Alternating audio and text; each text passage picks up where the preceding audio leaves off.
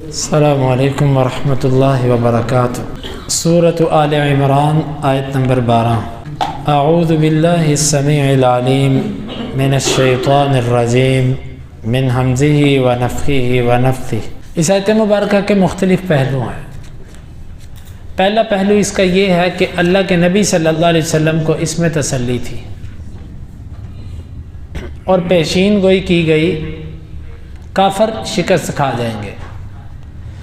اسلام قرآن کے حق اور سچ ہونے کی سب سے بڑی دلیل یہ ہے کہ واقعتاً سب کے سب کافر مغلوب ہو گئے، حتیٰ کہ مکہ کے اندر ایک بھی ایسا شخص نہ رہا کہ جو کفر پر تھا۔ سب کے ساتھ جو معاہدے تھے اس کے مطابق یا تو بھاگ گئے، تقریباً باقی سب مسلمان ہو گئے، شاید ہی کوئی بھاگا ہو۔ پھر پورے جزیرہ عرب کے اندر اسلام پھیلا، اور پھر خیبر کے اندر بیٹھے یہودی وہ بھی مغلوب ہوئے۔ عیسائی جو مباہلہ کرنے آئے تھے انہوں نے بھی مقابلہ کرنے سے یا مباہلہ کرنے سے انکار کر دیا۔ باقاعدہ انہوں نے یہ بات تسلیم کی کہ ہم آپ کو جزیہ دیں گے، سالانہ آپ کو ٹیکس دیں گے، لیکن آپ کے ساتھ نہ ہم مباہلہ کریں گے نہ کسی طرح ہم لڑائی کر سکتے ہیں۔ یہ آیت مبارکہ اسلام کے حق ہونے کی دلیل ہے۔ اور امیر المؤمنین عمر فاروق رضی اللہ عنہ کے زمانے میں تو کیسر و کسریٰ کی سپر طاقتیں ٹوٹ گئیں، اور پھر اسلام دور دور تک پھیل گیا۔ اور پھر معاویہ رضی اللہ عنہ کے زمانے میں، اور خاص طور پر ان کے بعد بنو امیہ کے زمانے میں، یہ اسلام آگے ہی بڑھتا رہا ہے۔ اسلام کی فتوحات بہت زیادہ رہی، حتیٰ کہ ابن کثیر رحمہ اللہ نے اور دیگر مورخین نے ایک جگہ پر لکھا کہ بنو امیہ کے بعض عمراء، غالباً یہ ولید بن عبد الملک تھا، یہ بڑا مضبوط آدمی تھا، کہتے ہیں کہ اس کے دور کے اندر فتوحات ایسے ہو رہی تھیں اور ایسے یہ آگے بڑھ رہے تھے، علاقوں کے علاقے فتح کیے جا رہے تھے، یوں لگتا تھا کہ عمر بن خطاب کا دور واپس آ گیا۔ یوں اسلام کی فتوحات ہوئی۔ تو قل للذین کفروا ستغلبون، ان قریب تم مغلوب کیے جاؤ گے۔ چنانچہ اس وقت سب مغلوب ہو گئے۔ پھر بعد میں کیا ہوا؟ پھر اس کے بعد مسلمان جب ایمان میں کمزور ہوتے گئے، اور جس کی وجہ سے غلبہ ملا تھا جب اس چیز کو ترک کرنا شروع کر دیا، پھر وہ غلبہ بھی ان کے ہاتھوں سے جاتا رہا۔ اب کیفیت یہ ہے کہ مسلمانوں کے 60 کے قریب ممالک ہیں، 60 کے قریب ممالک ہیں، اور ہر قسم کے وسائل مسلمانوں کے پاس ہیں، ہر قسم کی، لیکن وہ کیفیت نہیں ہے۔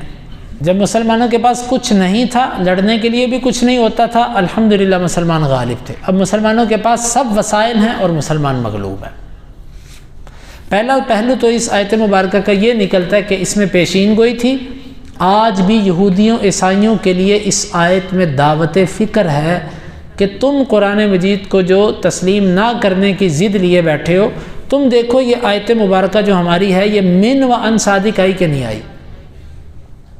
تمہارے یہود سب کے سب جزیرہ عرب سے مار کھا کر ذلت کے ساتھ رہے۔ اللہ کے نبی صلی اللہ علیہ وسلم کے زمانے میں خیبر فتح ہو گیا، انہوں نے کہا کہ ہمیں غلام بنا لیجئے، مزارع بنا لیجئے، جو نکلے گا وہ آدھا آپ کا آدھا ہمارا، خرچہ بھی سارا ہمارا۔ آپ صلی اللہ علیہ وسلم نے قبول کیا اور یہ کہا کہ جب تک ہم چاہیں گے۔ پھر اس کے بعد یہ ہوا، امیر المؤمنین عمر فاروق رضی اللہ عنہ کے زمانے میں انہوں نے ایک صحابی کے ہاتھ پاؤں توڑ دیے، تو امیر المؤمنین نے کہا کہ تمہاری اتنی جرت کہ ایک مسلمان پر تم نے ہاتھ اٹھایا۔ انہوں نے پھر ان کو عرب کے جزیرے سے نکال دیا۔ تو یہ اسلام کے غلبے کی آیت مبارکہ آج بھی مبین و مبرہن واضح دلیل ہے کہ اسلام اس وقت غالب آیا اور سب کے سب کافر مغلوب ہوئے۔ دوسری بات، اس میں اسلام والوں کو اور مسلمانوں کو تسلی ہے کہ کافر جتنے مرضی وسائل اکٹھے کر لے، وہ جتنی مرضی ترقی کر لے، جتنی مرضی قوت اکٹھی کر لے، ان قریب وہ مغلوب ہوگا۔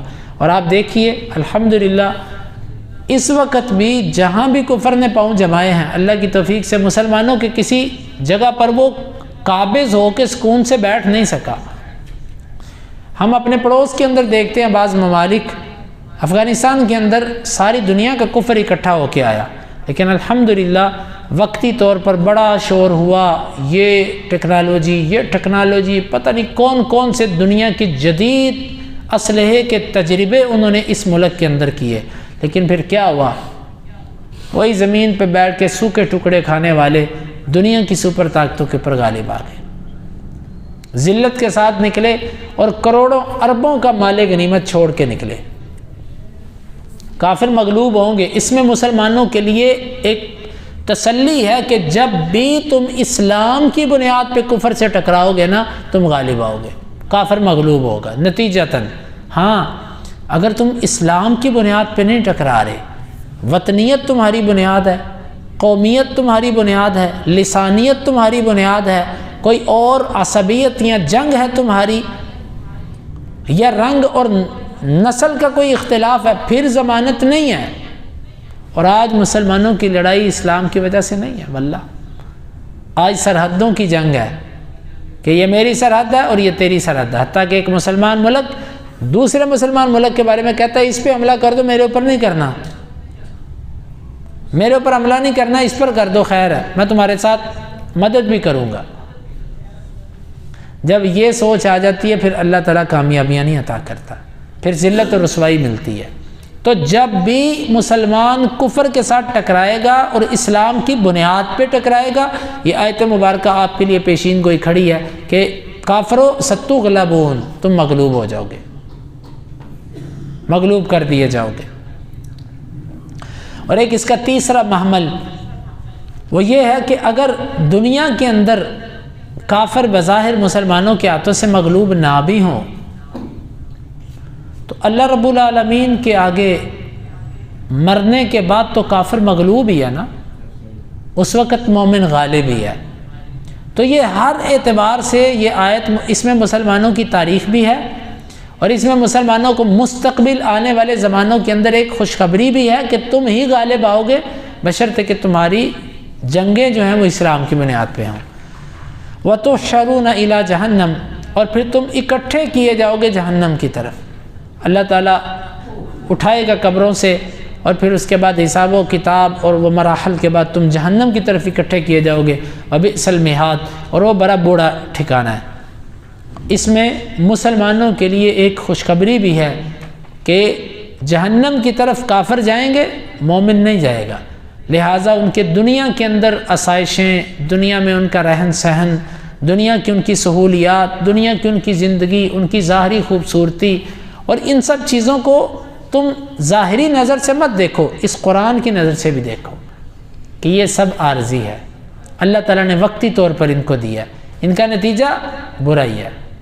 بعض ایسا ہوتا ہے کہ بعض لوگ بظاہر وہ بڑے اچھے ہوتے ہیں لیکن ان کا انجام بڑا برا ہوتا ہے، بس یہی کیفیت ان کی ہے کہ بظاہر ان کے پاس بڑا کچھ ہے، آج ہمارا رہن سہن اور ہمارا سب کچھ ان کے مقابلے میں کچھ بھی نہیں، لیکن ان کا نتیجہ کیا ہے؟ جہنم۔ اور مسلمانوں کا نتیجہ انشاءاللہ العزیز وہ جنت ہے۔